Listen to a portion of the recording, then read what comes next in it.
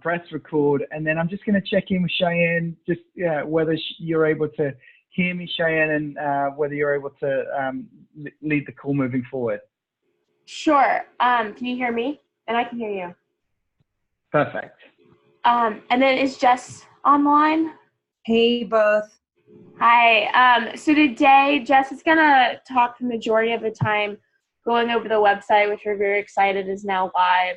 And also at the end of last week, all of modules 2.0 are on the website. So I'll end the webinar by going over some key updates. And so Jess, I will turn it over to you. Great. Hi, everyone. Thanks again for joining. I am very pleased to be on the call with you all today. I have my video on. Can you all see me? Yes. Okay, great. And then Cheyenne, I'm going to ask you to just make sure you let me know if I ever am not sharing the correct screens, because I'm going to be toggling back and forth. So thanks in advance for the warning. So just to provide a quick overview of what we will be addressing today. Thanks again, Mike, for the introduction. We'll start with the website update. We'll be going over the purpose of the website and some tricks on how to navigate the website. And then we'll be diving into the electronic evaluation, which is hosted on the website and a very important element for our partners to be familiar with and practice on, and I'll show you how to do that in a minute. And then, of course, we'll be requesting any feedback and suggestions from you all on how to make the website more user-friendly, how to ensure that the content is relevant to you all. So we'll be ending with that, and then I'll pass it over to Cheyenne to review the Module 2.0 updates. So starting with the website update, some of this will be familiar to those of you who joined the call a couple weeks ago. I'm going to be going over some screenshots, some points via slides, and then I'll toggle back and forth between the actual website so you can see what I'm talking about in real time. So for an external audience, the website is like any website. It's to share our goals and our achievements, to share pictures, our accomplishments, and really highlight all of you and the success that you all have in the coming months. So for an external audience, it's really just any old website. For our partners, it has some particular capacities that are going to help you with the implementation of Stripe, and that is by accessing materials and knowing when and how materials have been updated. So that's the first thing that we'll cover. And then a portal for conducting electronic evaluation, and obviously to access paper-based tools if that's not feasible for your program for any reason, and then also to facilitate partner networking. So those are the three things that we'll be going over in more detail. So to access materials, by this point, each of our partners should have received an email with login information, and that included a unique username and password, and I will show you where you need to go on the site in order to enter that. If there's anyone on this call that does not have login information that feels that they need it, please email our Stripe email address, which is at the bottom of this page, and we can work on getting you access. So as I mentioned a couple weeks ago, this login allows you to download zip files for each of the modules and all of the related content. So the facilitator guides, the learner guides, and the additional content are all in these zip files organized by module on our website, and I'll go over that in 1 minute. In addition to accessing the modules, there's a menu that shows updates, which Cheyenne will walk you all through today in a bit more detail after my presentation. And then there's some interactive features that, takes that roadmap document that we provided back in Lagos, which seems like many lifetimes ago, and it, has it in a more interactive feature. And, we hope to have more of these types of things based on your feedback, based on what you find useful, relevant for your team in the future. So I'll go through that also in a minute. And again, Mike mentioned at the top of the call that the website actually hosts all of our webinars now, and it will soon feature any additional resources. So let me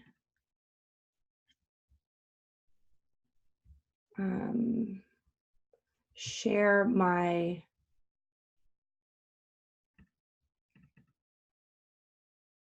okay. Can I get a confirmation that you all can see the website? Yeah. Okay, thank you, Cheyenne. So the website, as soon as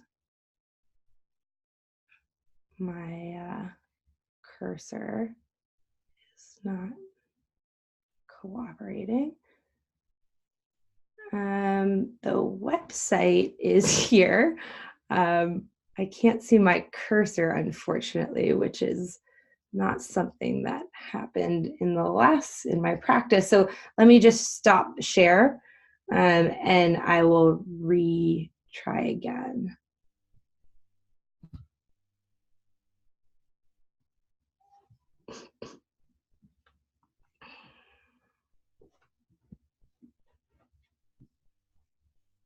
Okay, here we go. That's great. So this is the website. This is the home page. On the home page, we have information about Stripe. All of this will be updated. Additional pictures will be added.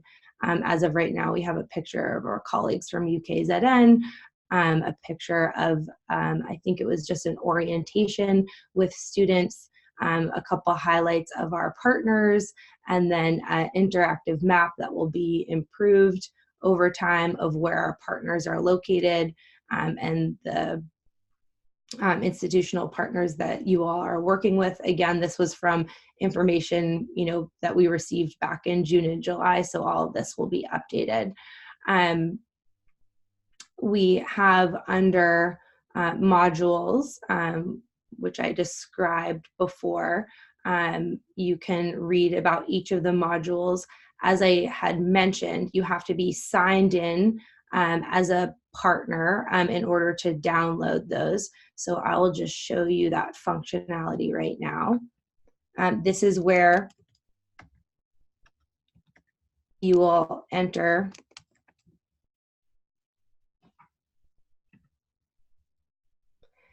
your username and password that you received from us last week. And when you go to the module page now, you will see that you have access to these zip files. So if you download the zip file, which I will do just for demonstration, you have access to all of the materials. And one note that Cheyenne asked me to highlight for you all is that you can check to see what version you're using by this little footer down at the bottom of the materials. So you can be confident that you're accessing version 2.0 by ensuring just cross-checking that those are the the items that you have downloaded. Some other items just to highlight here are the roadmap page, which I mentioned. Again, just an interactive feature to show what the 4 required workshops are, modules are, I should say, and then additional information when you're thinking about, the audience, whether or not you want your focus to be on particular themes, which QI modules you want to highlight, different approaches that you could consider. This is just to be an aid to see things visually, and hopefully a resource to you as you're planning your workshops or maybe even orienting your partners. Another feature that I mentioned is the webinars. Again, you can just explore all of this in your own time, but some kind of the more important features are the modules, the webinars that are now listed out for all of you. I think that was all that I wanted to mention. Cheyenne, my colleague, will go over module updates in her slides. I'll just highlight for you all that that's under the module menu, and she will go into that in more detail in a moment. So let me go back to our PowerPoint. All right, so oh, a fun feature that I added last night. All right, so I'll move on to conducting electronic evaluations, and we can go over any questions at the end of the presentation. So just in a bit of an intro, the website enables partners to collect standardized pre-post tests electronically. We'll go over that in a minute. The real benefit is that it facilitates real-time data capture and eliminates the need to do time-intensive data entry, and allows us to see what's happening in real time, so we don't have to wait until the end of the project period in order to understand impact, to understand improvements that we need to be making in real time. We understand there are limitations to this approach, so as I mentioned, there will be paper tools available on the website that will, for any of you that will not have reliable internet access, or if you are concerned that you might not have reliable internet access. So I will toggle back to the website.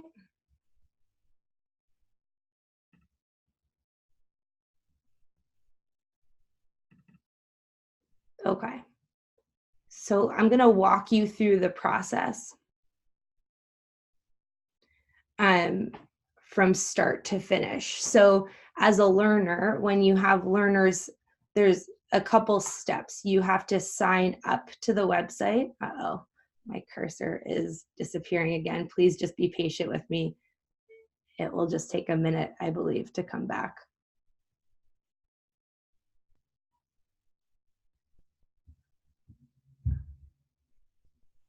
A bizarre hiccup and annoyance, but one that I hope will go away in a minute.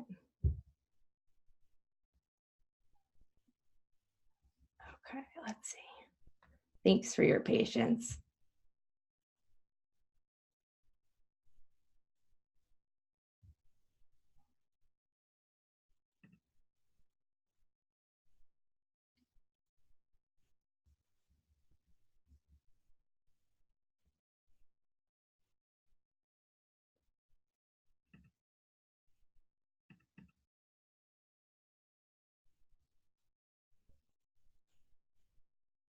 All right, can you see?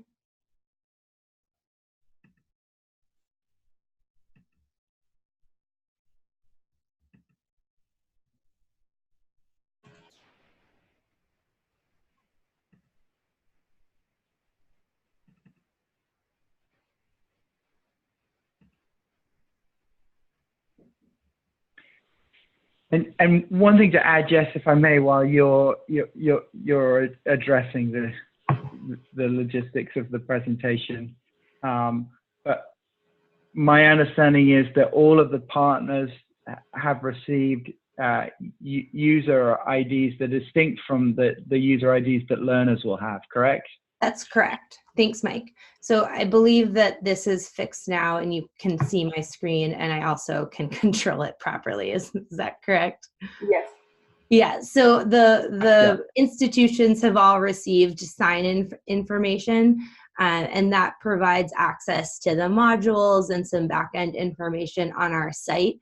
When students sign up for the evaluation, they need to create their own unique username and ID, and that's the process that I'm highlighting right now. We'll walk through that together. That's the initial step for them to be able to get into the website, and then they'll be able to go through their pre and post tests once they have created that, that username and ID.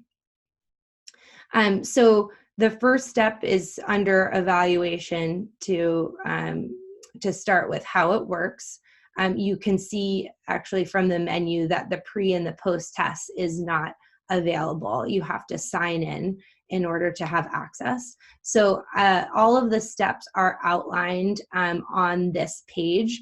You can also download instructions separately in case you want to be referencing these steps after you've moved on from this screen. So that's an important thing to note for learners when they're starting here, that they can do that.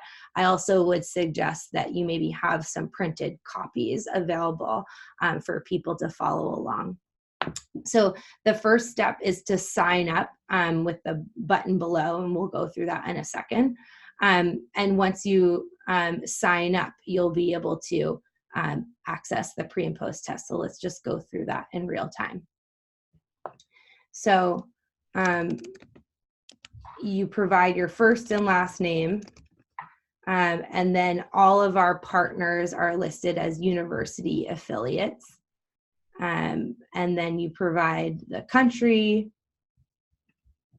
and then all of the clinical sites that you provided in your initial application are listed. We are actually in the process of updating this based on your September reports.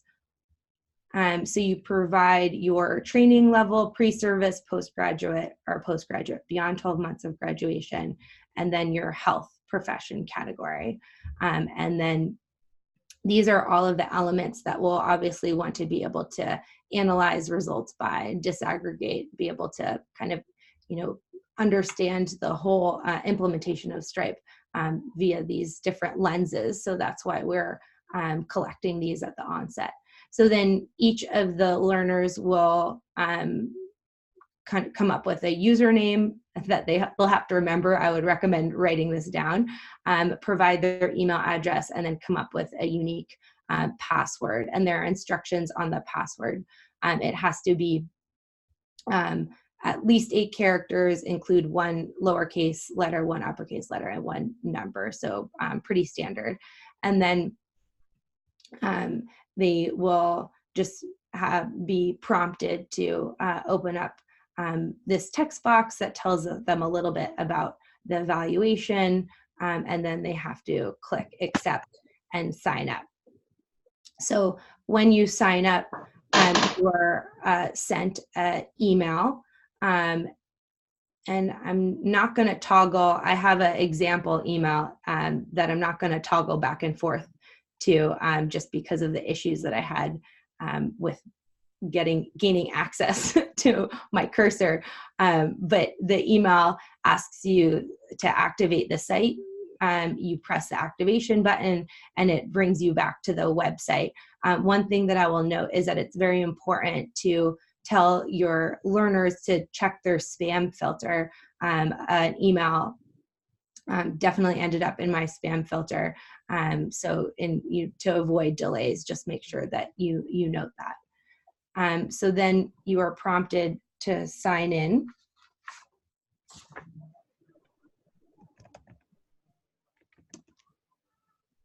And you can use the email that you provided or the username that you created and the password that you created. And once you're into the site using the sign-in that you created, you'll note that you now have access to the pre and the post test. So I will be showing you the pre-test first.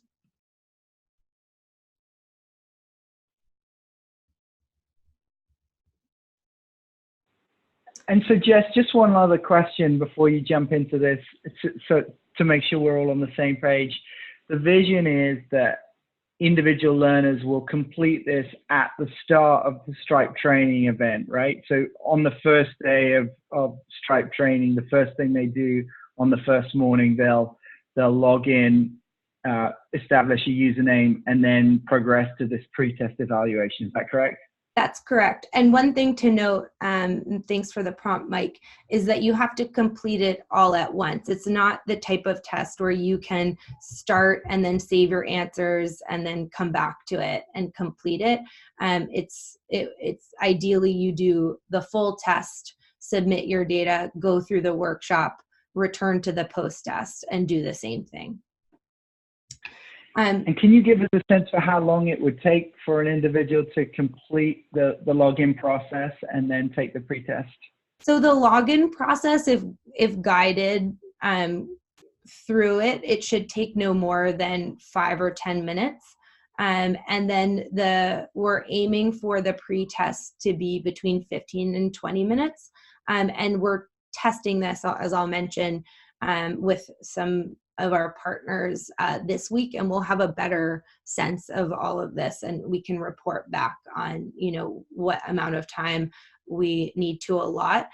We don't want this to be overly time intensive and definitely not overly labor intensive. So if you're feeling like this is overly strenuous or taking up too taxing for your program, that's the type of feedback that we need to hear back. Hopefully with the soft launch, we'll get that feedback sooner and be able to course correct accordingly. But that's the type of feedback that we're really looking for, and we're really looking to be responsive to.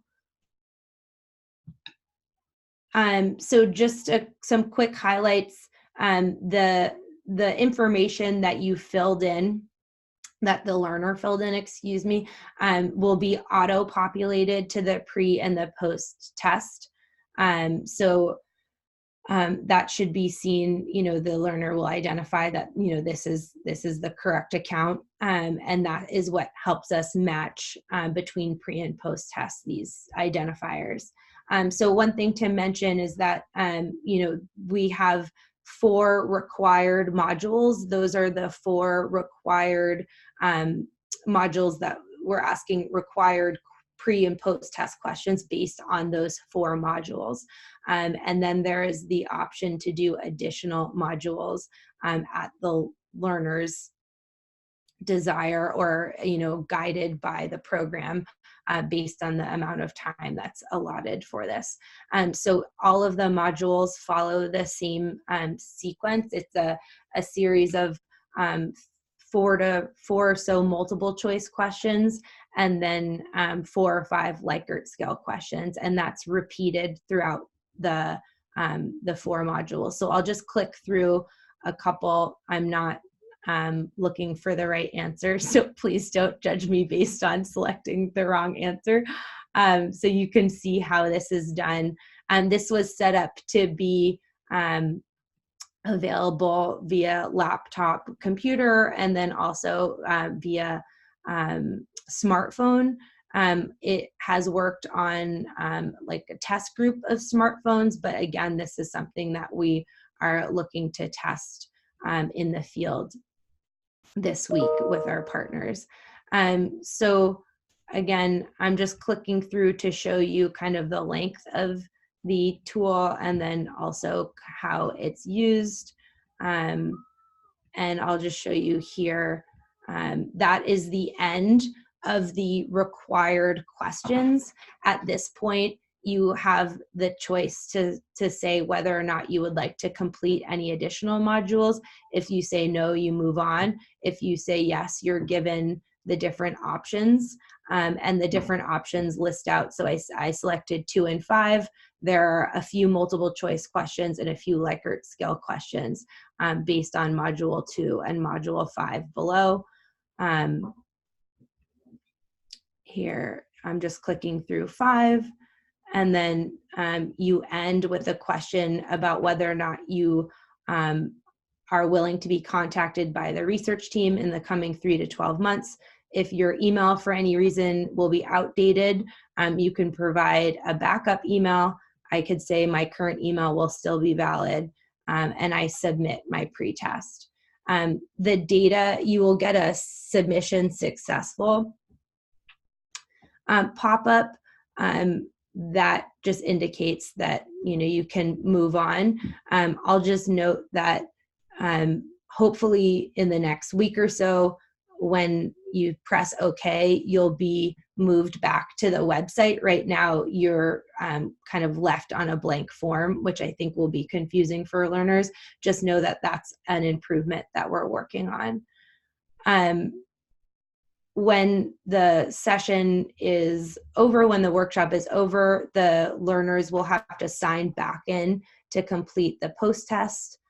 And I won't go through the whole form with you. I'll just highlight some differences between the pre and the post-test. Again, the required modules are up front with the required questions. The only difference between the pre and the post-test is that we use the post-test as an opportunity to gain insight on the facilitator, and then receive some text-based information on the facilitation of the workshop, as well as some feedback on the modules. And then at the very end, we have some just general final reflections about how the learner hopes or plans to incorporate the training into their workplace using the lens of interprofessional collaboration, quality improvement. And I will navigate back to the website. One thing that I just want to highlight for our partners, And Jess, there's a question from Dr. Motlatedi here about whether the pre and post test need to be completed, I guess, at the geographical site where the training is taking place, and what conditions are in terms of access to computers and smartphones at the training sites. Can you speak to that, or would you like me to? Okay. Yeah, I mean, I think the goal would be for it to be completed, at this site, because I think that the likelihood that people would not complete it once they've left the workshop is pretty high. So I think our intention would be that, this would just be part of the workshop, and that would be the way for us to get the best data and the most data. I think an alternative, if it's not available, is to do the paper-based tests, and that will be, our way to collect information from the cohort that's going through the trainings. Mike, happy for you to chime in if you feel differently. No, I think that's correct, right? I think our preferred, goal would be to have these evaluations done on the day and at the site where the trainings are done. Look, we acknowledge a concern that Agnes has articulated here, which is that there may be server errors or lack of expertise in using the technology. And this is why we're encouraging everybody to really try and pilot this, to do a road test or a beta test beforehand to make sure that things work appropriately in your setting. And figure out a way to ensure that things run smoothly as you take this to scale. One thing that I'll just note is the dashboard. This is currently just a mock-up and not reflective of what we'll be able to show our partners, but just as kind of an indication of where we hope to go in the near future. We want, to have real-time analyses available of, the number of students, the breakdown of the students by the different identifiers that I showed you all at sign up, and then some, some early results. So progress, on pre versus post in the multiple choice questions, and some analyses of Likert scale. And this is, something that we're working with our informatics team to set up so that, as soon as a session is done, the partner can log in and be able to start to see the results that they got back from the cohort and start to ask questions based on what they're seeing. And so what you would be able to see as a partner signing in is like the aggregate totals, as well as the breakdown for your own university, for your own site. And And so you'd have kind of like reference points for each of the areas. Again, this is something that we're building out. It's not ready yet. This is a mock-up, so don't expect to see results populated at this point. We'll provide updates as our team makes progress on this.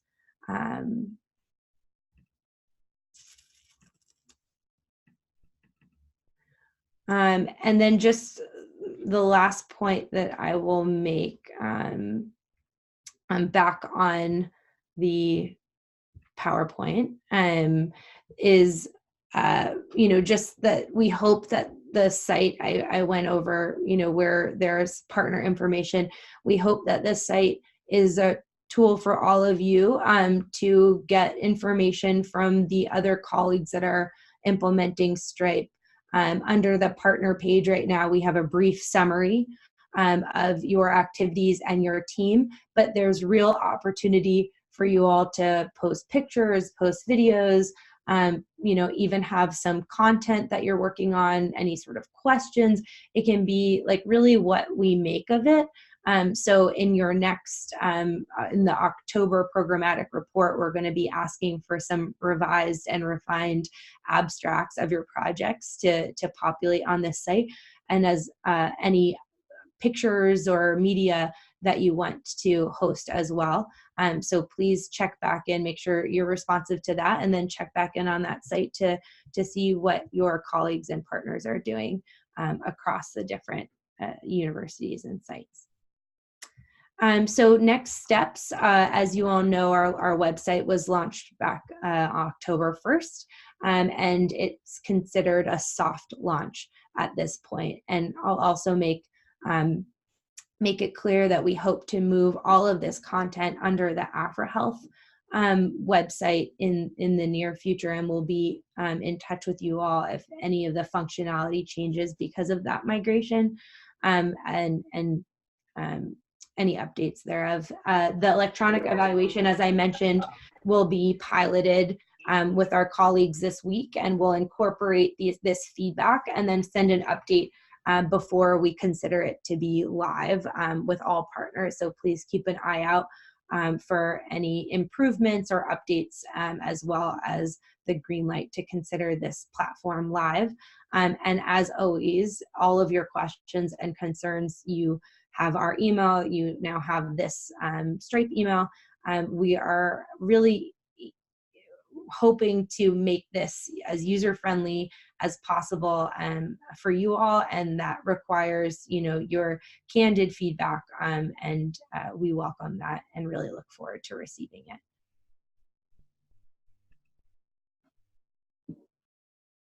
All right. Great, thanks. Couple of questions for you. What happens in the scenario where the website does not work because of internet connectivity issues? Can you talk about using paper-based backup? This is a question from Hoffy. Sure. Another question from Hoffy relates to what if trainee facilitators do? Can they also take the pre and post test? Is there a way for them to evaluate their experience of the training? Definitely. So in terms of paper-based backups, that should be all of the pre and the post tests formatted, should be on the website, I believe, by tomorrow. If there's anyone that needs paper-based backups before then, please send me an email. I can send those documents to you as soon as they are off the press. But I think what would be best is, to have those paper-based tools available in no matter what, like until we feel confident with, this process and have seen it successfully piloted across sites. I think it would be advisable to have those paper-based backups available so that, anything can happen. Electronic issues, people could have issues with their computers, with the internet. We just want to make sure that we have a solid plan B, and those paper-based tools are the plan B. In terms of facilitators, this is really intended for learners.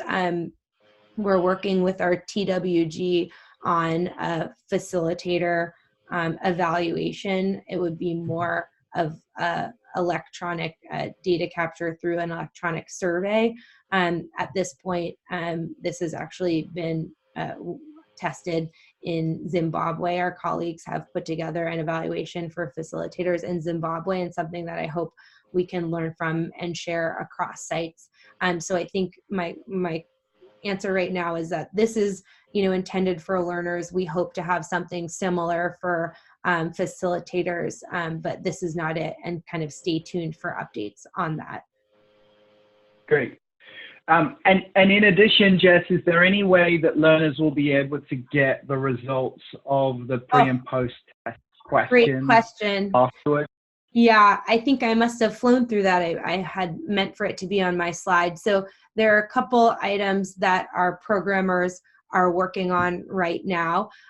They're working on having an auto-generated certificate available at the completion of the post test. So as soon as you submit your post test, you receive a certificate with your name that's, from AfriHealth, basically acknowledging that you completed this Stripe workshop. The second, this is kind of in the short term, we hope that the site will auto-generate an answer key, an email with an answer key to all of the trainees, so that they have an understanding of, how they selected, answers based on the correct answers.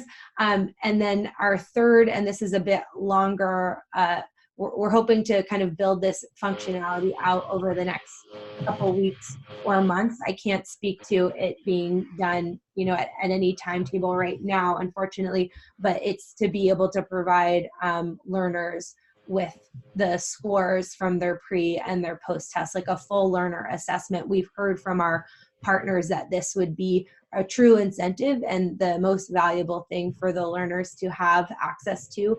And we hear you loud and clear. That was not the intention of this when we built it. So it's something that we're going back to, a feature that we're trying to include kind of at this point. So it will take a little while, but we hear that this is valuable, and we'll give you updates based on when this can be rolled out, if and when this can be rolled out. In the short term, hopefully the answer key will be sufficient for learners. One last question, and then we can move on. Will the pre and post test be available in Portuguese or French for our Lusophone or Francophone colleagues? That's a great question. It is not yet available, but that is something that we hope to make available by either working with our partners on the translations or having them translated separately. And whoever asked that question, please email us, and we can work on a work stream to make sure that we get those to you in the timetable that you need. That's very important and a priority for us. Great. Thank you, Jess. Super helpful. And I assume that you're willing to take many more questions over email at stripehov@ucf.edu, correct? Always. I'm always happy to get your emails. I'm also happy to set up, additional calls, and any support that you need, please reach out to me. I'll make sure that we're available to help you through this process.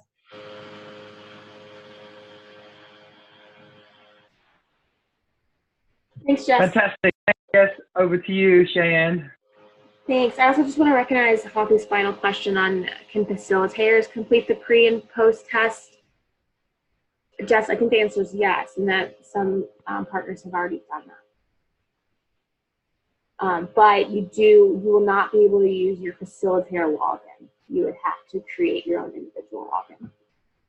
So I think I addressed that. It's not intended for the facilitator. We had facilitators walk through it as, so that they know how to guide the learners through it. And we're hoping to have a separate facilitator. Well, we will have a separate facilitator evaluation that is not a pre and post test based on the workshop. So if there's any additional questions on that, maybe we can discuss at the end. Okay, thanks, Jess. Yeah. So with that, we will go into the module updates. So the revision process actually started with the launch of Start HIV. So if you remember people that were at our launch, we had a lightning round. So we started gathering feedback during that lightning round, and all that was documented and fed back to the UCSF team. We then had a formal call for feedback. The comments were due in late August, and we especially thank these schools for their thorough feedback. Module version 2.0 really would not exist without them. And then after all that feedback was received, our team compiled all the feedback and responded to each comment one by one. In general, there were about 4 ways that we responded. And so in about a month's time, we responded to hundreds of comments. First, many times we agreed, we considered the feedback essential, and in turn, we updated the module. Other times we agreed it was possible to make a change, but because of the 90-minute time limit for the modules, we added in optional components for facilitators to cover. Other times we agreed with the feedback, and the feedback we're responding to the feedback would enhance the module, but it was going to require an overhaul of more than one module activity, or actually moving around teaching points between modules. So in these cases, we noted the feedback and we do plan to make changes in our next revision process to get us to 3.0. And then finally, there are a few instances where we disagreed with the feedback based on published evidence. Next slide. So here's an example of how we responded to the feedback. So you can see after each comment, there is a response below describing if we made the change to the module or not. These examples are fairly brief, but I do want to appreciate and acknowledge that many comments were much longer. And if you provided feedback, you can request the responses. Next slide. So there were a few themes that arose from all of the feedback. First, there were several alternative guidelines or references suggested, including scholarly articles. When the guidelines were by WHO or otherwise internationally recognized, we did update the reference materials in the modules. But when the references or guidelines were country specific, we instead encourage facilitators to adapt and use references that align with your country guidelines. So related to this, on the roadmap of each module, we added in a new section called Additional Facilitator Instructions. I'll talk more about this section on another slide, but just to note, this is where we lay out that if the recommendations outlined in the module are not aligned with your country's context, you do have permission to swap out the guidelines. Next slide. A second theme was that there are many recommendations for making the cases more relevant to your settings. I'll remind you that these modules were developed in partnership with an expert panel that represented 5 countries in Africa, but you all totaled 14 countries, so we recognize that we didn't get it right the first time, and not even the second time. So the feedback related to social context and common challenges were immensely helpful in making the modules more relevant to your learners. And then finally, a number of comments requested that we expand the scope of the modules, and I've provided a couple examples on the slide. Where possible, like I mentioned, we included additional talking points for the facilitator to cover to recognize additional related issues. But overall, we are constrained by the modules being limited to 90. So again, here is an example where we encourage facilitators to bring out challenges that might be more relevant to your context than is brought out in the module. And then at times, it just wasn't realistic to expand the scope, considering this is case-based learning. Next slide. So in summary, there were a couple changes that were made across all modules. First, I mentioned the additional facilitators instruction section. So in addition to prompting use of country-specific guidelines, it also asks facilitators to tailor conclusions summarizing key points most pertinent to your country context. A goal for Module 3.0 is to do this for the facilitators. This is where we are at for version 2.0. And then some of the other modules had module-specific recommendations for where modification might be necessary based on your country. And then second, across all modules, we added in discussion points emphasizing the importance of viral suppression. As Jess mentioned, a list of key changes are listed on the website under the module updates page. And so these are the changes that you absolutely don't want to miss. And that's why it's important that you're using version 2.0. And then finally, there are many more changes that are not described on the website, including copy editing. And so if you're working in a country that has already translated the modules, we can share our redline versions with you so that you know exactly where the changes were made. Next slide. And so finally, we will have a 3.0. Like I mentioned, there was feedback that we weren't able to respond to in the month that we had. We welcome additional feedback as you all are implementing your trainings and discover additional needs for revision. Any errors that you find, we will update the modules immediately, and then release the modules as version 2.1, etc. And so we will push out those module updates over the module updates page, and then provide a new zip file on the modules page. But then any non-urgent updates will be compiled and released as version 3.0 at the end of the project year. And then finally, if you are creating new modules, we want to know, we need to be involved in that process, but we also want to partner with you on that. So thank you very much. Those are the new modules. Let me just review the question.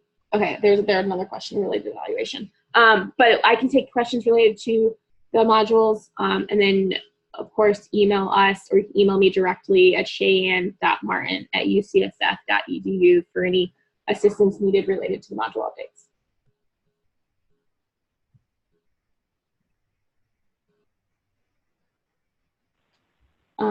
And so there's no questions related to that. I do want to let everyone know that we will now move to an every other week schedule. So our next call will be on October 22nd. And the next calls where we'll go over some best practices from you all. If you are already, you've done your TOT, or you'll have started your training by then, please send us an email if you want to participate and to share best practices. And then also on an upcoming call, we will revisit Module 11, which now has the videos that go with it for providing a good and a bad sexual history taking. So thank you all for joining. Great, thanks, Cheyanne. Super helpful to have that overview. So thank you. Just to echo Cheyanne's point, all of the expert panel that were involved in creating the modules from across your institutions, we all of us sort of are keen to improve the modules that we've worked on. So please continue to give us feedback as you use them in your training programs, what works, what doesn't work, so that we can continue to improve the modules. And as Cheyanne said, many of your brilliant educators are already thinking about new modules on things that are relevant to your setting, or gaps in strike training that you think we should close. We would love to hear about those modules so that we can share your expertise across the Strike network and across APRI Health. I think it is evidence of the strength and depths of HIV and educational expertise that we have within the Strike network, that we have so many people that are working on new stuff, and we'd love to share that across the network. So please let us know if you are working on new modules. I know that there are folks in Durban, in Gaborone, and in Harare that are already working on additional modules. We'd love to see those and share them if that would be acceptable. So thank you all.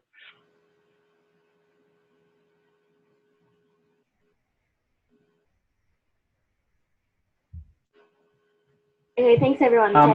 Any other questions for either Jeff or Cheyanne you want us to address? There were a couple of evaluation questions that I think came in. Let me find the chat box.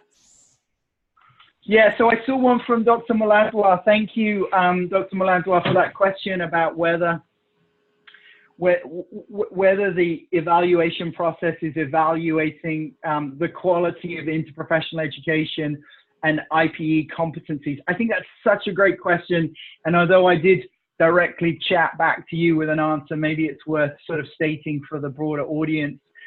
Look, the pre and post-test evaluations primarily address knowledge content around those modules. As Jess mentioned, there will be some Likert scale assessments of comfort level that learners have clinically practicing in those domains. But we recognize that we need to sort of think more thoughtfully about how we incorporate assessments of interprofessional collaboration into the learning. And if you have thoughts, if there are ways that you're evaluating IPE in your setting that you think we could include in the online evaluation, as well as, you know, at other points in the assessment process, please let us know at stripehiv@ucsf.edu so that we can continue to improve and enhance the way that we evaluate the impact of Stripe in terms of its impact on interprofessional team-based HIV care. So thanks for that, Dr. Malandwa.